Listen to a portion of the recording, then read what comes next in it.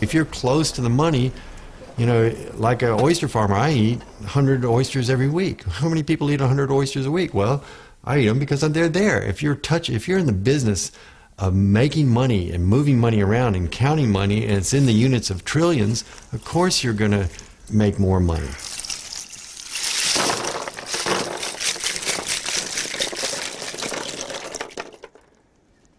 And then you become so isolated from the real working world of the average person who doesn't have this ability and is struggling to make it, to keep his job, to pay his mortgage, to, you know, feed his kids and send them to school. It's the best part of my job.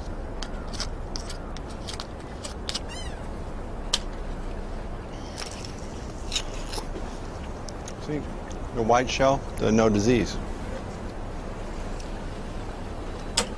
Making a lot of money is like taking a drug. You feel good head to toe. It is very similar to a drug. When somebody hands you $1 million check or a $5 million check, you want more. Yes. Oh, if I'm making $5 million, I should be making 50 because I'm a genius. No question in your mind that you are a genius, and that the rest of the world owes, you know, you're just so much better than everybody else.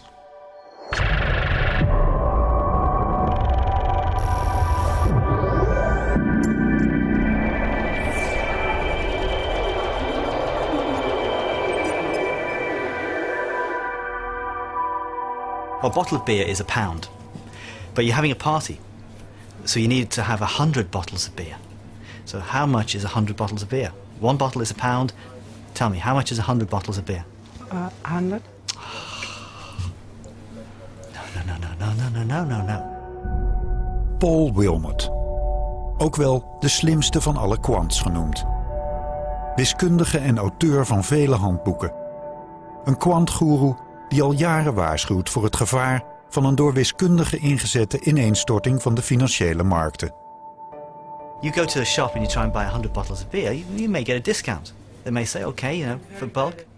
So one bottle of beer is £1. 100 bottles is not going to be £100. It might be £80. And that's an example of non-linearity.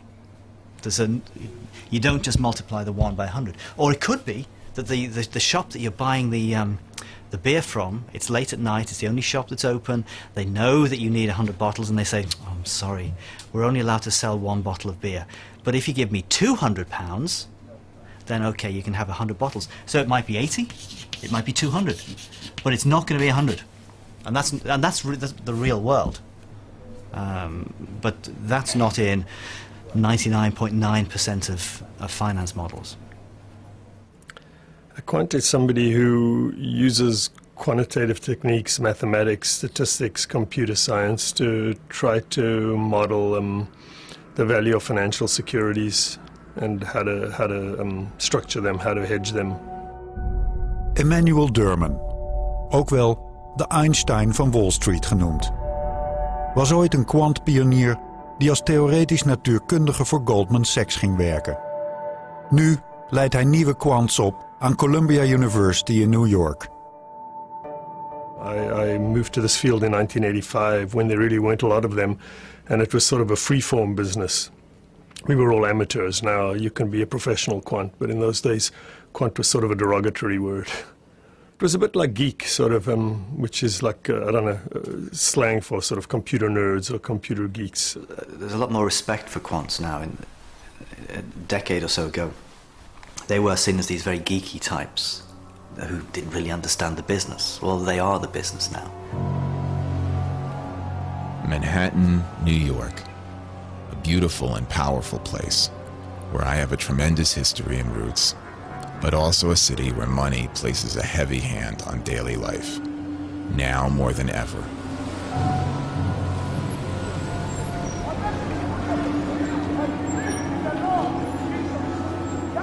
I used to be a computer programmer at a major player on Wall Street that is no longer among us, for obvious reasons. I was creating the plumbing of finance. I would write not the models themselves, but the infrastructure surrounding the models. I could do it sleeping. Some of my coworkers were self-satisfied, complacent, with a lazy state of mind. In my better jobs, I got to sit on the trading floor, which was energizing. Most of my career, I sat in a nondescript cubicle form. But I was physically close to the quants, the structurers of CDOs and similar products, the traders. I saw what they were doing, and I felt attracted. They seemed to be solving difficult problems and working at the center of the action. I felt like I was looking in through a window, watching, yet separate. This really made me want to do the job. The pay is good, too. Just as they view the market itself, different employers have different views on these topics. I don't want our agreement or lack of agreement on these issues to be a factor in my job search. That is why I decided to stay off camera and anonymous. One of the first ever equations in finance that I derived is still one of my favorites. Beauty is having the right level of complexity, but not too much. The key thing about this is it looks very simple, but having a modulus, an absolute value sign, it makes it what's called non-linear,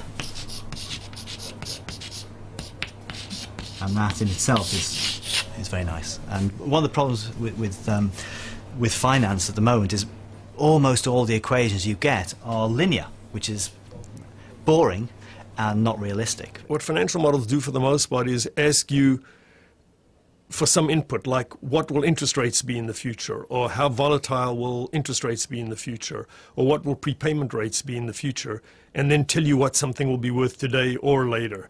And financial models always ask you for some view of the future and then translate that into a price.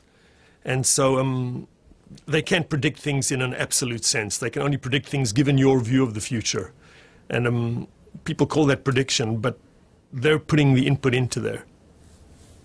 So in that sense, it's not a correct word, prediction. Yeah, I don't think it's a correct word. And people like to say that this great financial crisis, global financial crisis that took place is a consequence of bad models. But I don't think, I mean, there are a lot of things that cause this, but I don't think models are by any means the major part. I think it's much more a question of incentives and the way the whole system works, rather than somebody foolishly relying. I mean, there are people that foolishly relied on models. Nobody can predict with accuracy how people are going to prepay their mortgages in the future, or how many companies are going to default on their bonds. There's always some view that's driving a financial model.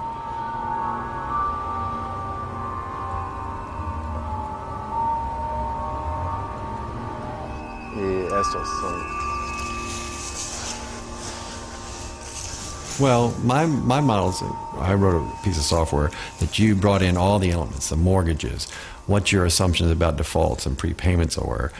And so when you achieve that sort of golden moment where everything works, it's the numbers are correct, it's easy for the individuals to use, you know, that is a great moment, because you walk down the aisle, you see all the people using your software. You know, they may not appreciate all the work that went into it, but you know, and you see it working. And then in our case, we were able to sell this software to all the major investment banks in the world. I think we sold one to the ABN AMRO was one of our customers, and you know, all the European and Asian banks and the American banks. Mike Osinski werkte bijna 20 jaar op Wall Street als programmeur van software die slechte hypotheken versneed tot aantrekkelijke financiële producten. Computerprogramma's waar banken miljarden in stopten en waar biljoenen uitkwamen.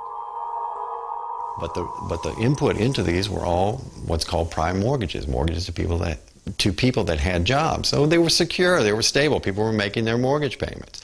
It then grew into this vast enterprise, and I guess maybe it started to blossom around the late years of Clinton, and that I left in 2000. After that, it just went nuts. They were issuing subprime mortgages, a lot of subprime. It was a policy of the government. Both Clinton and Bush agreed that the government should force the banks to issue more subprime mortgages, and of course the banks were totally in agreement with that, because they could, on a subprime deal, they would make 100 times the profit that they would on a prime mortgage deal. So they were very eager to issue these kinds of debt. Now, whether the buyers, the end clients for these bonds, really knew what they were buying is a good question. CDOs actually are a fantastic instrument in the way that they take all these mortgages and package them up, and then you slice and dice so that each person can take as much or as little risk as you want. Fantastic idea, brilliant idea. If you're going to sell these things, you have to have a really big profit margin, because that profit margin, it may be profit margin, but it also is a margin for error. So it may have a theoretical value of this, but you've got to sell it for this, because this covers possible errors. And once people start competing with each other, the profit margin shrinks. That's what happens when there's competition. And then suddenly everybody's buying and selling CDOs, and it becomes the biggest instrument on the planet. And there's no profit margin, there's no margin for error. Combined with quants and quant tools saying, don't worry about it. And then, poof.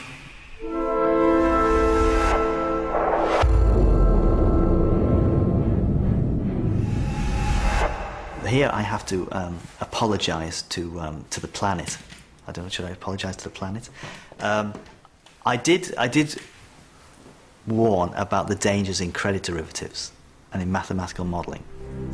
It is clear that a major rethink is desperately required if the world is to avoid a mathematician-led market meltdown. What you're supposed to do, if you've got a warning, you're supposed to take your warning and write it in book form. You're supposed to write 300 pages about the dangers of etc., etc. I'm a mathematician. And what mathematicians do is they take something that is maybe 300 pages and they try and condense it into one equation. And that to them is beauty. 6:30 a.m., on my way to the library. We'll stay there for the next 12 hours. Today's work: menial computation, abstract manipulation of symbols by hand with a pencil, which could add up to another 25 handwritten pages. I like to learn new things, solve really difficult problems. I like the challenge of representing a portion of reality with logical symbols and systems.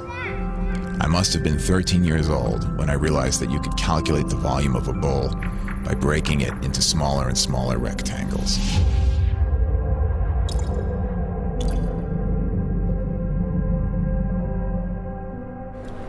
The flow of crowds.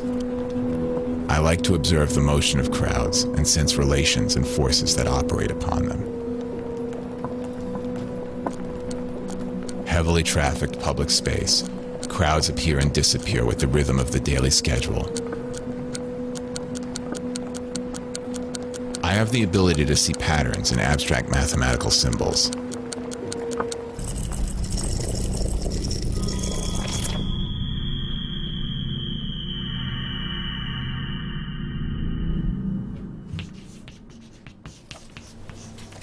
What's the obsession with this particular formula? It was the formula that crashed Wall Street. As a mathematician, it's a combination of the sublime and the ridiculous, I like to say. Sublime because it's got a lot of beautiful mathematics in them. But ridiculous because ultimately you have to use the thing. So it just relates the probabilities of defaults happening in two different things to the behavior of two companies kind of independently and then via what's called a correlation. Is it a problem that I don't understand most of what you're trying to explain me? You don't? I don't. Oh, we were really dumbing it down, weren't we? Yeah, I did. Oh dear. Suppose you've got one of these CDOs, and the way the CDO works, you've got let's say 1,000 mortgages, And all these mortgages are piled into this contract, and the risk is whatever. Key thing is you've got 1,000 different mortgages. And you have to model these 1,000 different mortgages. And within this copula model, there's an assumption for how these mortgages interact with each other. The relationship between Mrs. Jones' mortgage and Dr. Smith. How many correlations are there in a 2-by-2 combination of these things? The answer is 1,000 times 999 divided by 2, which is approximately 500,000. And how do you know? How do you know what these numbers are, these 500,000 numbers? You don't. So what the copula boys do is they say, let's assume the numbers are all the same. It's too complicated, let's just assume the number is 0.6. That's completely ridiculous. You've got a really complicated model there. You've got these complicated interactions between all these people.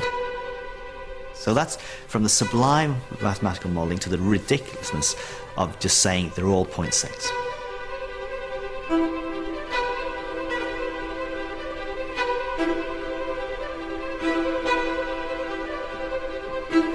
More senior people in banks don't necessarily have a clue what they're doing, because all these quants have all these multiple PhDs, and the people above are just management types.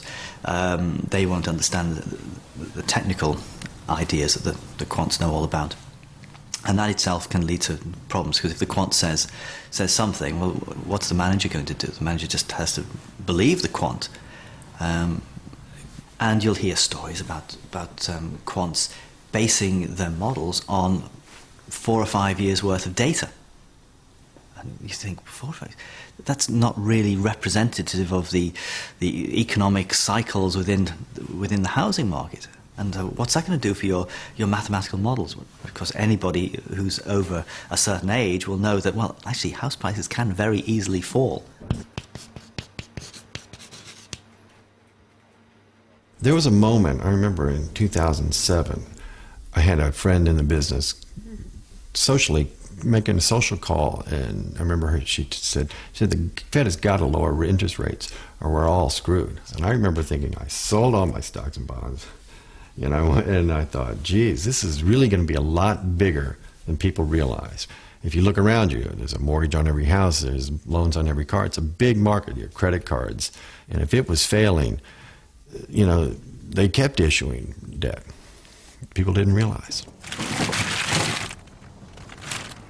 People wanted to believe that everything was always going to go up.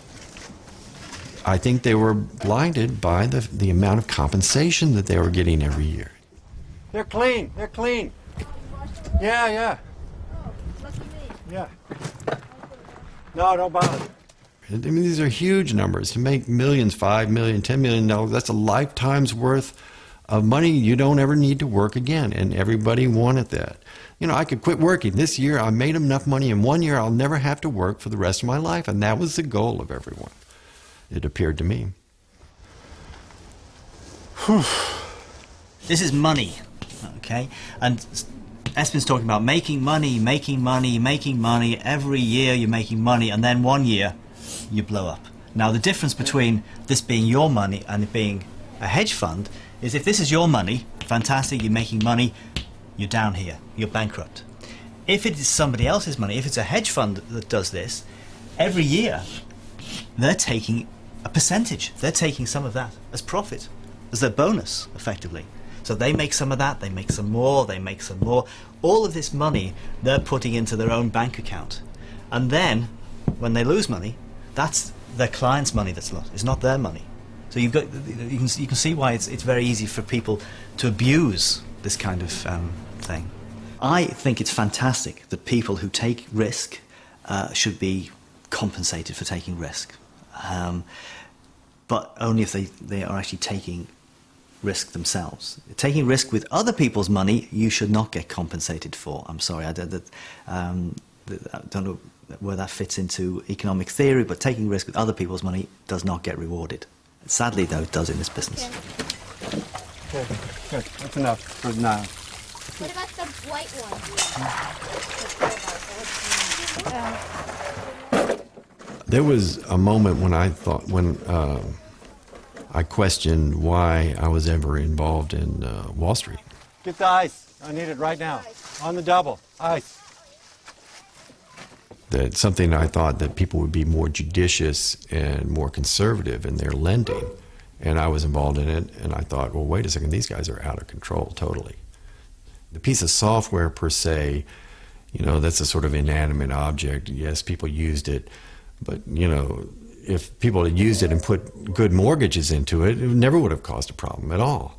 But when you put, you know, mortgages that you have a fairly high certainty that people cannot repay, and that half of all the mortgages issued in a given year are that type of mortgages, yes, the industry has gotten out of control. Trillions of dollars a year, basically, went through that model. These bonds, within 2 and 3 years of being issued, went from AAA to unrated. I mean, just catastrophic collapse. A lot of trading firms that kept these the riskier pieces in their portfolio saw them drop to next to nothing. And given the leverages, the amount of leverage and the amount that the banks had borrowed, they were suddenly in a financial panic.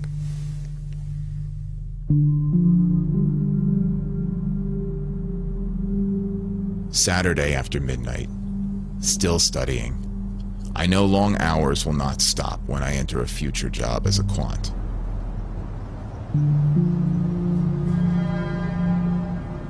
Because I was primarily a technologist, I did not fully understand what was going on.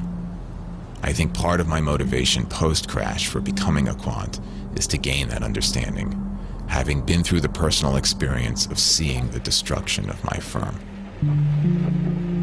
Looked again at my resume that I put out there. The same headhunter called again today to see if I would like to take a job in my former field as a financial technologist. I declined again, of course. No invitation for a quant job yet.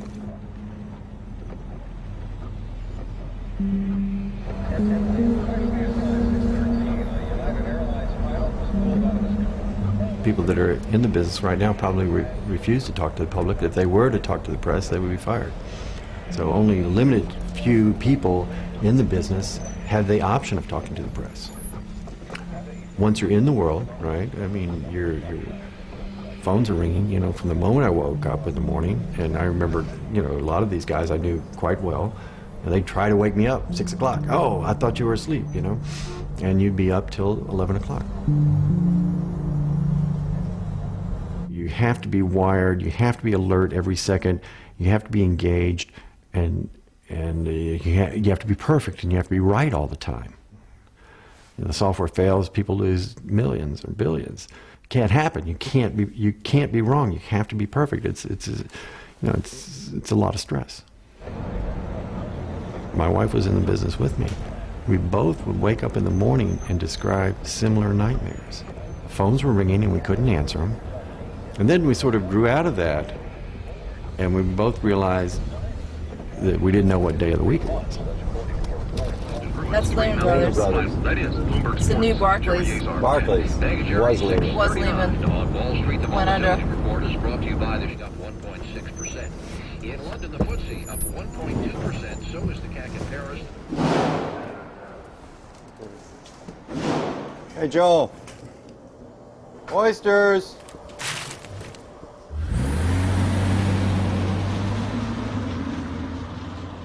Banking has completely lost touch with its purpose, its original purpose, and is now becoming dangerous. It used to be that when some of these derivatives were first invented, they were to help a farmer, for example, hedge the value of his crop. So he wasn't speculating on the price of wheat, he was busy growing it. Now there are more people trading these commodity derivatives than are actually involved in the production of the commodity, which is completely bizarre.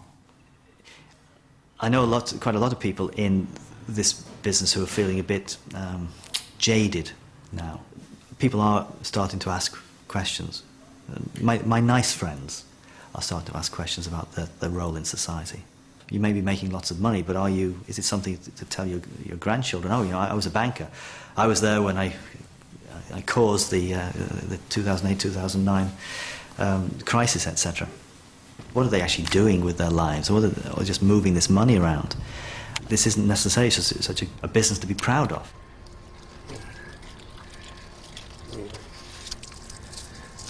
I think that's probably plenty. 30, 35 pounds. That's what I think. Responsibility is just not a one-way street. When it's successful, you're responsible. Well, you can't be unresponsible when the same item is a failure. You have to have some type of responsibility. I mean, I could say I wasn't, but I was involved. I made a very comfortable living, and I was proud of what I'd done. I myself never saw this kind of debacle.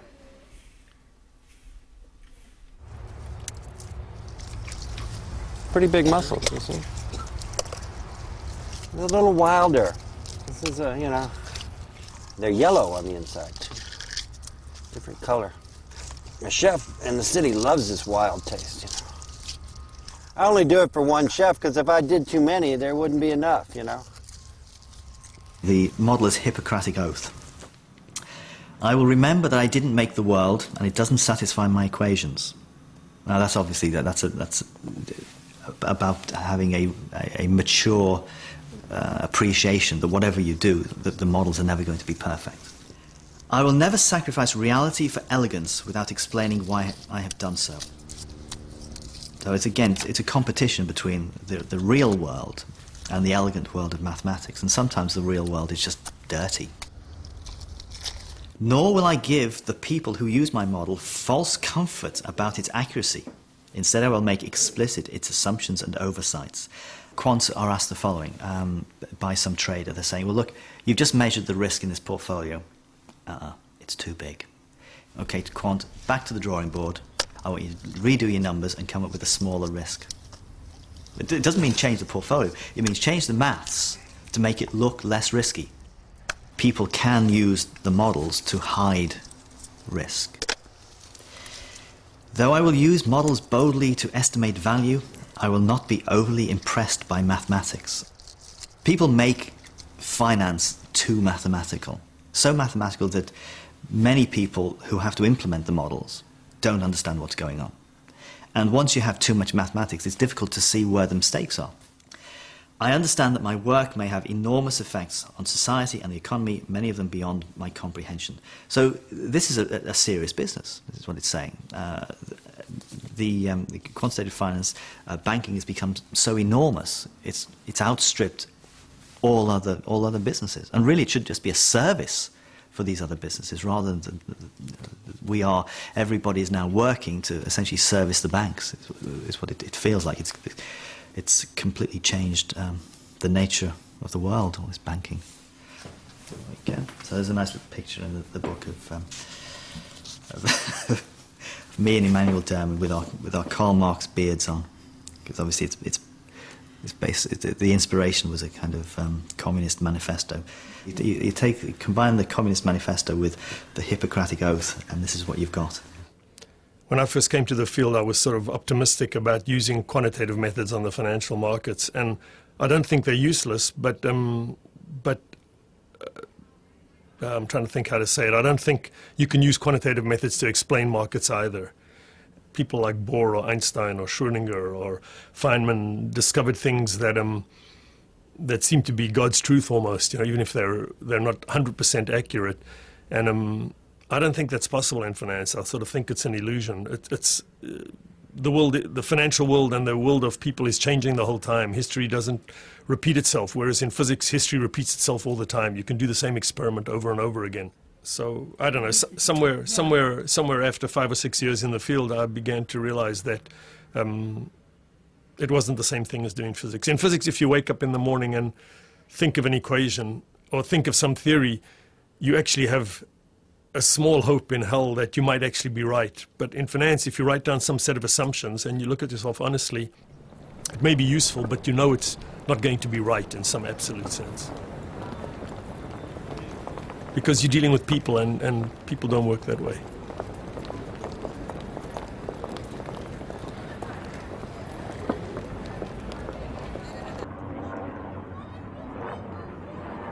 Another weekend, trying to remember all the parts of the city I haven't seen since I started the course.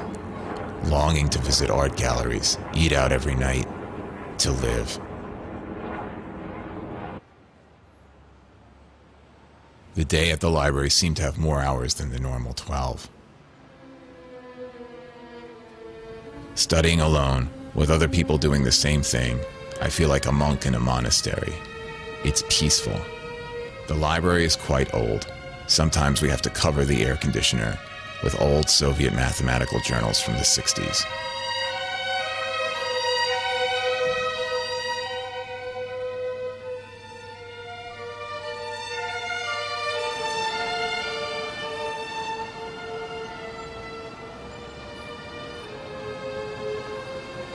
Once I dreamt of doing pure science, working on rocket ships, working at a small startup company.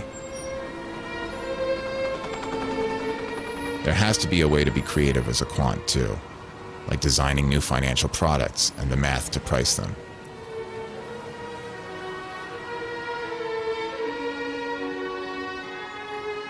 Do you think it's always possible for people to express a worry they have about the things they're building or writing? It's possible. People may not listen to them in the end. Most of these people are employees. People don't always listen to you. But yeah, it's possible to do it. And I think people should do it. And I think people who use the model should understand that. But I don't honestly believe that the models are responsible for what happened in the world. I think what's responsible for what happened in the world is that there've been an increasing number of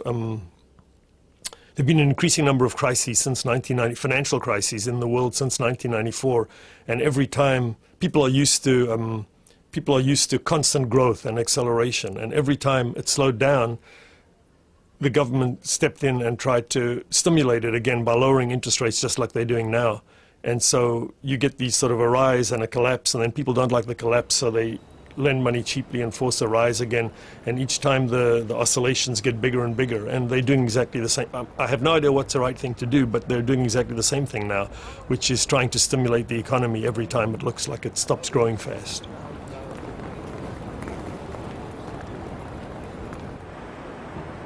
It shocks me that as a person who runs many businesses that we can talk about an economy shrinking by 1%. It's awful. Growing by 1% is fantastic. There's a difference of 2%. How can that difference of 2% have such a big impact on the world around us? 1% plus or minus in my businesses, I won't notice. The economists, they think that they're scientists. So they come up with these, what they call laws. They're not laws. Laws of gravity, that's a law. Anything that Isaac Newton comes up with is a law. But when an economist comes up, it's just a framework, an idea. It may work, it may not. Sometimes that's not a law. But they think they're laws. And so they build up this whole edifice of theory based upon this very shaky foundations. And they get all sorts of nonsense coming out of it.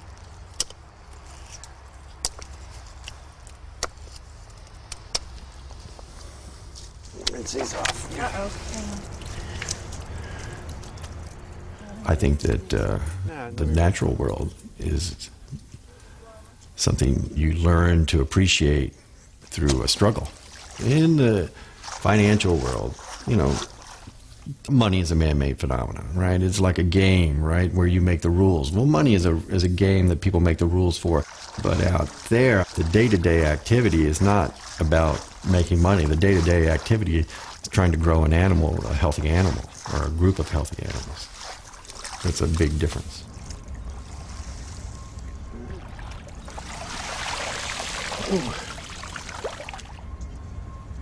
That is beautiful, believe it or not. That is beautiful. The beautiful thing about this is it says that in the risk-neutral, now I've got to keep emphasizing, this is the risk-neutral version, where mu equals r.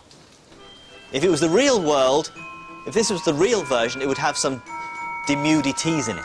Now let's do some manipulations. Now some of these manipulations are straightforward. 6 over z, in which case there are no z's in there at all, if you see what I mean. The d by d big T version, because we are trying to find the stochastic differential equation not for log z, so you're going to end up with mu minus a half sigma squared. Let me backtrack a wee bit here. And we have a stochastic differential equation for z, then we can also write down the stochastic differential equation for f.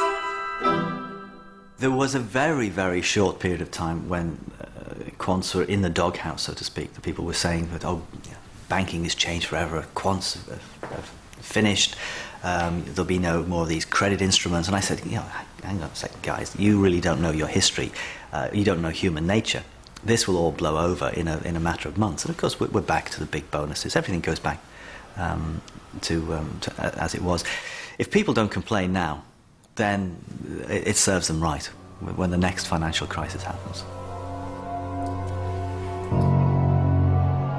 12 hours to go before the evening classes start. I feel united with my classmates by the enormous workload. It's actually the fees that we're trying to maximize, right? Of course, we have to maximize returns. We have to do a good job in managing their money, otherwise we're going to do pretty poorly at collecting those fees. I wanted to feel challenged again and enrolled in a Quants program. It cost me $60,000 tuition, which means more debt that I now have to take on. The incentive fee structure basically means that maximizing the TWR is like maximizing fees. Think about that. That's kind of tricky. This course is 1.5 years full-time. 1.5 years, no salary, expenses living in downtown Manhattan, plus paying full-time tuition. So no alcohol for me, not a drop, at least till the end of the first semester. I can't afford to lose a day to a hangover. Hardly any social life for the time being. Most of the other students are Asian or East Europeans. Math is their first language and our common language. We Americans are the minority. Maximizing the number of times that we're going to penetrate the previous high water mark, we're actually maximizing incentive fees. So you can see that this type of optimization is very hedge fund-like. Does everybody get it so far? It used to be the physicists were splitting the atom. Who's splitting the atom these days? Building bridges. Who are the people building bridges? Everybody wants to move into this field. Scientific creativity is becoming financial creativity, which is all a bit bogus.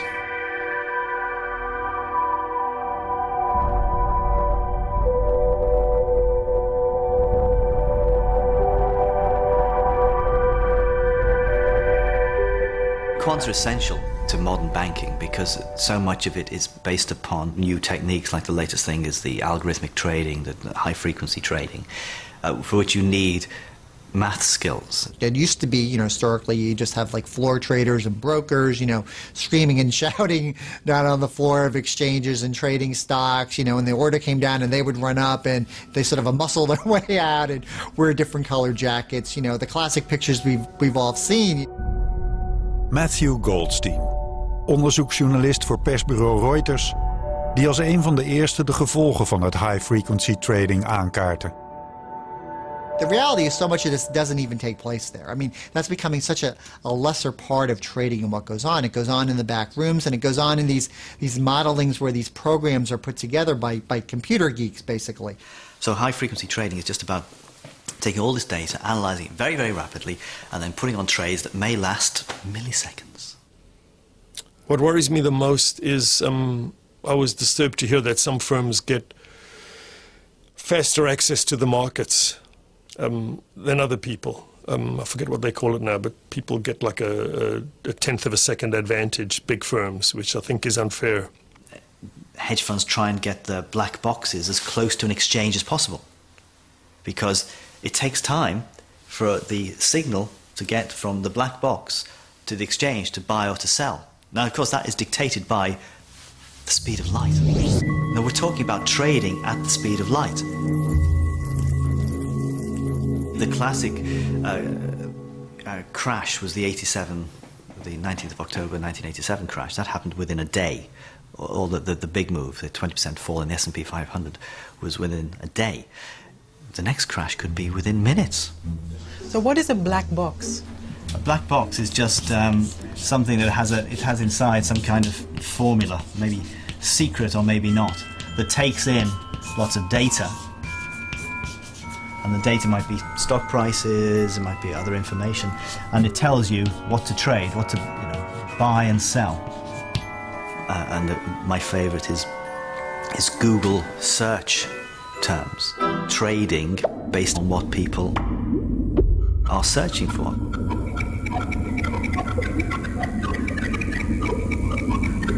It's not a black box in the sense that, you know, if you saw the algorithms, you could figure. Well, you and me might not be able to figure it out, but wiser minds maybe could, and computers can certainly read it.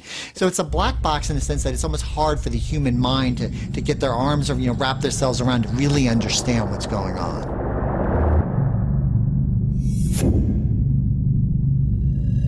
And you know, people have said for years that Goldman itself is a black box, because we don't really know how it makes all this money and the billions of dollars and, you know, the big bonuses we hear about. The New York Stock Exchange is building this big facility out in New Jersey, which is, you know, right near New York, and basically it's being built for high-frequency traders, so they can have their equipment very close in a very, you know, tightly knit factory, essentially, to do high-frequency trading. Well, who gets to have their server where? Is there going to be a lottery? You know, does someone pay more to get closer? I mean, it's sort of absurd when you think about it. This is what it's come down to. The battleground is ultimately going to be who has the most resources, who can pay the best salaries, the higher the best brains. But in reality, we're talking maybe about a dozen or so really top players. You know, and not everyone can be a customer of Goldman Sachs. Not everyone can be a customer of Morgan Stanley or, you know, Barclays. Also, it does, the high-frequency trading means people are more concerned with the price of something and not its value. Value means what it's really worth. Price is just what people buy and sell for. And if you buy something now, sell it a second or two later, all you care about is the price you sold it for is greater than the price you bought it for. Its actual value, who cares? It sort of flies in the face of what we sort of think about what the markets are really about. The companies themselves almost don't matter, and what they do doesn't matter. It's just the fact which way their stocks move is all that matters.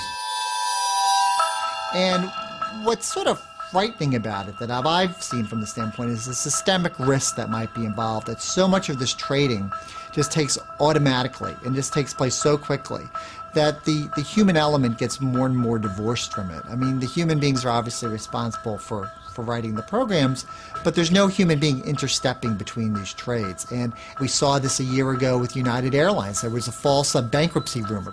Some wire service inadvertently had transmitted an old story about a UAL bankruptcy filing. The problem was all these news-reading algorithms saw that and immediately started sell, sell, sell. In a matter of minutes, United Airlines stock is cut in half. That is clearly a case where the computers have gone wild. Banking is taking over the entire planet and is having such a major impact on the man in the street, and it really should not. You know, banking is supposed to be to take money from people with too much to give to people with too little who maybe want to start a business, they've got a business idea, but that's not what banking is about anymore. Banking is just about gambling on these numbers, not realizing that behind these numbers there are human beings with jobs.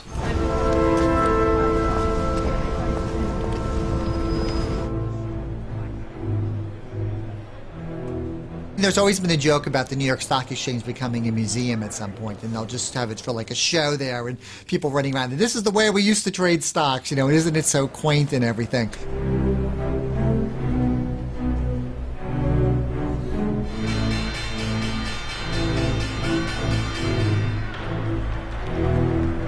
At the same time, one can argue, though, that if there's this big backlash in high-frequency trading, we may see a revival to some form of human element inside, that people may say, you know, as flawed as human beings are, we don't want to give everything over to the machines either. Just walked past a crowded Wall Street full of Chinese tourists, asking me if this was the actual stock exchange. Wall Street as a location is not any longer what it was. Many banks moved their front offices uptown and their back offices to newer and cheaper spaces in New Jersey. Now Deutsche Bank is the only major firm left on Wall Street proper. Nearby is Goldman Sachs, with no name on the door, also about to move. There are almost no large firms headquartered in the neighborhood that was the cradle of American finance. Only the New York Stock Exchange remains, its facade one of the most iconic symbols of global capitalism.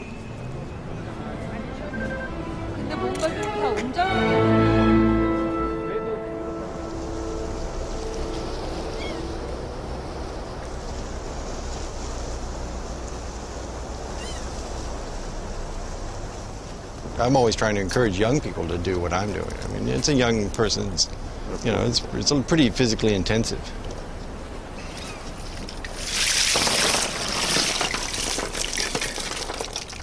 They really haven't grown that much. I may not make it till Christmas here. You know, I like a bigger, we typically sell a much bigger oyster, right? What do you find more satisfying? Well, software is a much more mental, you know, the pleasure, the mental exertion is pretty intense. Like 1 million lines of software is a lot, and you have it all memorized, right? And there's the pleasure of like a Scrabble, doing that kind of word puzzle kind of thing. Although it's not that healthy. You sit in front of a machine, you have the terminal face effect, you know. It's not the same as this. Oh. You know, this is pretty...